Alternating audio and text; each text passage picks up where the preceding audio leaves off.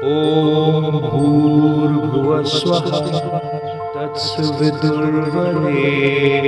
भर्गो देवस्य धीमहि धियो यो नः प्रचोदयात्। जय श्री राम मेरे सनातनी बंधुओं। आइए इस सनातन रूपी वृक्ष के जड़ों को सिंचित करें और इसे पुष्पित और पल्लवित करें और इसे इतना विराट और शक्तिशाली बना दें कि हमारे आने वाले वंशज अपने पूर्वजों पर गर्व कर सकें तथा विधर्मियों से अपनी रक्षा भी कर सकें। यह रामायण कोई धार्मिक ग्रंथ नहीं है, बल्कि ये हमारे पूर्वजों का गौरवशाली इतिहास है, जिसे हर एक सनातनी बंधुओं को अध्ययन करना चाहिए। खास करके युवाओं को भी इसकी जानकारी होनी चाहिए, क्योंकि पूरा विधर्मी समाज जो है वो हमारे युवाओं को अपने धर्म और संस्कृति से भ्रष्ट करने के लिए अथक प्रयास में है। पिछले अंक में हम लोगों ने अध्ययन किया कि जब सीता अशोक वाटिका में सभी राक्षसियों से घिरी हुई वहाँ पर रहती है और सभी राक्षसियाँ जो हैं उन्हें धमकाती हैं कि तुम जो है रावण की पत्नी बन जाओ, अन्यथा हम लोग तुमको मार करके अपना भोजन बना लेंगे, मतलब मार करके तुमको खा जाएंगे, इस तरह का भय देती है। तब उसी समय एक त्रिजटा नाम की राक्षसी जो बूढ़ी है वो आती है और वो कहती है कि मैंने एक भयानक सपना देखा है और उस भयानक सपना से ये प्रतीत हो रहा है कि आने वाले समय में पूरा रावण सहित सभी राक्षसों का जो है वो नाश हो जाएगा और ये सीता का भाग्योदय, ये सपना जो है ये प्रतीत करता है कि सीता का भाग्योदय जल्दी होने वाला है। और फिर वो ये बताती है कि ये देखिए, सीता की बाईं आँख, बायां बाँह एवं बायां जांघ दोनों फड़क रहे हैं और सीता जी भी देखती हैं कि वो वास्तव में उनका बायां आँख और बायां बाँह और बायां जांघ तीनों जो है फड़कने लगता है, और जो एक शुभ संकेत है। और सीता इस शुभ संकेत से सोच करके प्रसन्न होने लगती हैं। इस अंक में हम लोग सुंदरकांड के 30वें, 31वें, 32वें और 33वें सर्ग के बारे में अध्ययन करेंगे। ये जितनी वार्ता हो रही है राक्षसी और सीता के बीच में, उसको हनुमान जी जो है अशोक वृक्ष पर जो है छिप करके सभी देखते हैं। देखने के पश्चात वो अपने भाग्य पर भी प्रसन्न होते हैं कि इतने सारे वानर जो है वो सीता की खोज में निकले, परंतु मैं सौभाग्यशाली हूँ कि मैंने सर्वप्रथम सीता का दर्शन किया है। उसके पश्चात वो ये सोचते हैं कि मैंने दर्शन कर लिया है, अब मैं बिना सीता को कुछ सांत्वना या इसकी जानकारी दिए हुए अगर चला जाऊंगा तो सीता जो है निश्चित तौर पर वो अपना प्राण त्याग देंगी। और ये सोच करके वो ये विचार करते हैं कि किस प्रकार जो है वो सीता को सांत्वना दें। इसमें वो सोचते हैं कि अगर मैं वहाँ का जो स्थानीय भाषा है संस्कृत में अगर मैं बोलता हूँ तो लोग जो है वो मुझे रावण का ही दूत के रूप में मुझे समझेंगी। इसलिए वो ये निर्णय लेते हैं कि मैं अयोध्या में जो स्थानीय लोगों के द्वारा जो भाषा बोली जाती है उसी भाषा में बोलूँगा, तो शायद सीता जी को ये आभास हो जाए कि मैं रावण का दूत नहीं हूँ। इसके पश्चात वो फिर ये भी सोचते हैं कि अगर मैं सभी के सामने या अकस्मात अगर सीता जी के पास मैं चला जाता हूँ इस भेष में, तो हो सकता है कि वो मुझे रावण का दूत समझ करके मुझसे भयभीत हो जाएं और वो चिल्लाने लगें, और इसके कारण सभी राक्षसियाँ जो है वो हम लोग को राक्षसियाँ वहाँ पर पहुँच करके हम लोग को घेर ले, और जिसके कारण जो है वो सारा प्रयत्न जो है वो निष्फल हो जाएगा। इसीलिए इस प्रकार का विचार करते हैं। फिर वो सोचते हैं कि अगर मैं राक्षस लोग एकत्रित हो जाते हैं तो मैं इन सभी राक्षसों का वध तो कर सकता हूँ, लेकिन वध करने के पश्चात पुनः जो है समुद्र पार करके और श्री राम के पास जाना मेरे लिए संभव नहीं हो जाएगा। इसीलिए ये समस्या आ सकती है। तो इन सभी समस्याओं पर विचार करते हैं। फिर वो ये भी सोचते हैं कि अगर राक्षसों के द्वारा मैं घिर करके और उन लोगों के द्वारा पकड़ा हुआ जाऊं या मैं युद्ध में मारा जाऊं, तो फिर दूसरा कोई उन्हें और ऐसा वानर दिखाई नहीं पड़ता है जो वो 100 योजन समुद्र लांघ करके और पुनः सीता का खोज कर सके। इसलिए वो ये इस प्रकार का वो विचार विमर्श अपने में करते हैं। फिर उसके पश्चात वो यहाँ पर दिखाया गया है कि हनुमान जी कितना बुद्धिजीवी की तरह पूरा विचार करते हैं। उनको ये महसूस होता है कि ये इतना बड़ा सौभाग्य उन्हें मिला है, और एक मेरी थोड़ी सी गलती जो है वो सारे इस सफलता को निष्फल कर सकती है।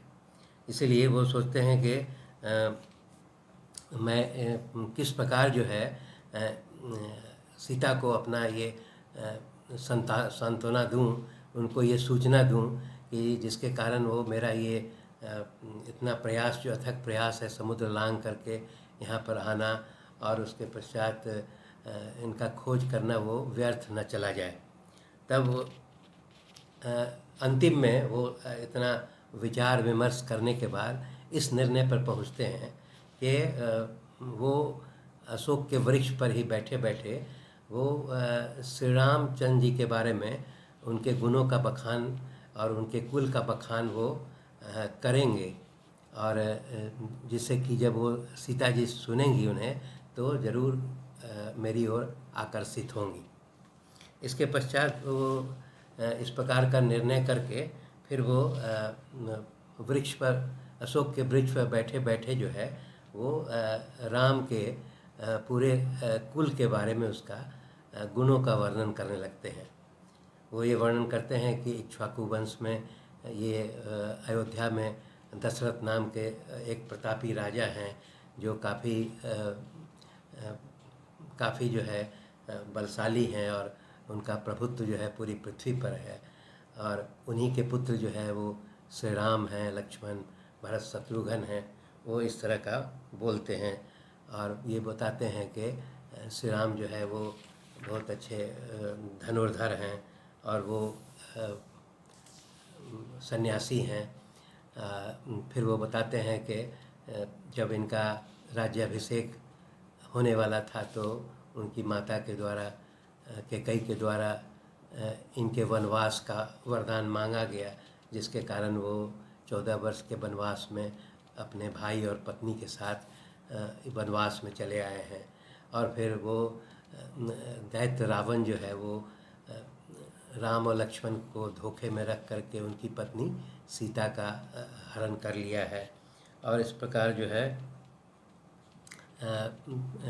श्री राम जो है वो सुग्रीव नाम के वानर से वो मित्रता करते हैं और फिर बाली नाम के वानर का वध करके और फिर सुग्रीव को राजा बनाते हैं।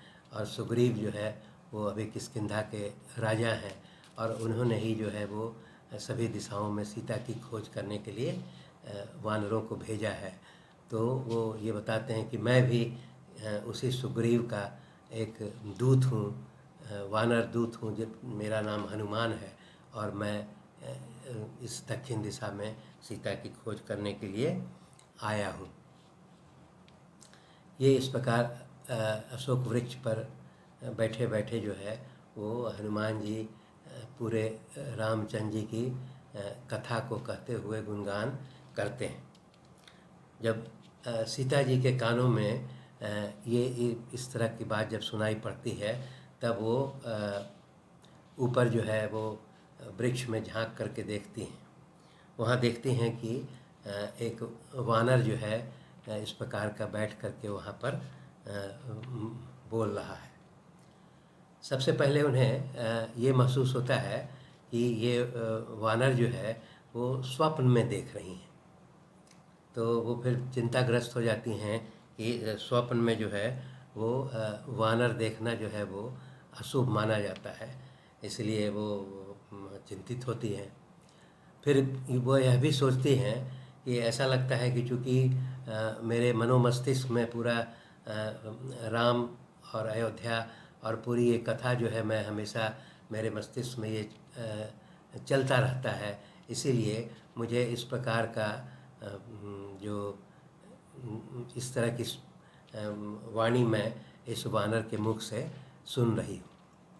मतलब वो ये पहले ये उनको महसूस होता है कि ये स्वप्न में ही ये सारी कथा सुन रही हैं, परंतु बाद में वो महसूस करती हैं कि मुझे तो इस वन में जो है वो नींद तो आती नहीं है और हमेशा मैं श्री राम के विछोह के दुख में जो है दुखी रहती हूँ, तो मैं तो सोती नहीं हूँ, तो स्वप्न होने का ये सवाल नहीं होता है। फिर वो देखती हैं कि नहीं, ये तो वानर स्पष्ट दिखाई पड़ रहा है और वो बात भी कर रहा है, इसलिए उनको ये महसूस होता है कि ये स्वप्न नहीं बल्कि वास्तविकता है।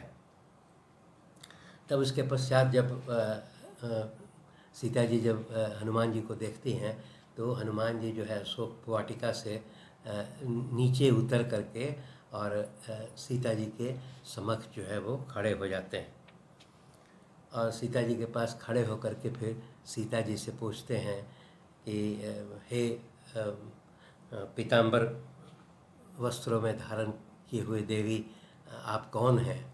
आप कोई देवता, नाग, गंधर्व या राक्षस इत्यादि की कोई देवी प्रतीत हो रही हैं? या फिर वो यह भी पूछते हैं कि मुझे जानकारी है कि रावण के द्वारा सीता का हरण कर लिया गया है, और वो ये पूछते हैं कहीं आप वो सीता ही तो नहीं हैं। तब सीता जी जो है वो बताती हैं कि मैं ही वो सीता हूँ और मैं जनक की पुत्री और दशरथ की पुत्रवधू तथा श्री रामचंद्र जी की पत्नी सीता हूँ। और वो ये बताती हैं कि मैं जब 14 वर्ष के वनवास में मैं इस दंडकारण्य में जब निवास कर रही थी, तो रावण जो है मुझे छल से यहाँ अपहरण करके ले आया है। और वो ये श्री रामचंद्र हनुमान जी को ये पूरी बात बताती हैं। और फिर वो बताती हैं कि रावण जो है यहाँ मुझे सभी राक्षसियों के संरक्षण में यहाँ इस अशोक वाटिका में रखा हुआ है, और ये सभी राक्षसियाँ जो है वो मुझे हमेशा धमकाती रहती हैं। वो यह भी बताती हैं कि रावण ने मुझे 2 माह का समय दिया है कि अगर मैं 2 माह में उसकी पत्नी बनने के लिए तैयार नहीं होंगी तो ये लोग मुझे मार करके खा जाएंगे। इसलिए वो हनुमान से बोलती हैं कि ऐसा प्रतीत हो रहा है कि अब मैं इस 2 माह तक जो है अपना जीवन मैं नहीं जी सकूंगी और इसके पहले ही मुझे प्राण त्याग करना होगा। इस प्रकार का हनुमान से सीता जी जो है वो बोलती हैं। इस अंक में इतना ही।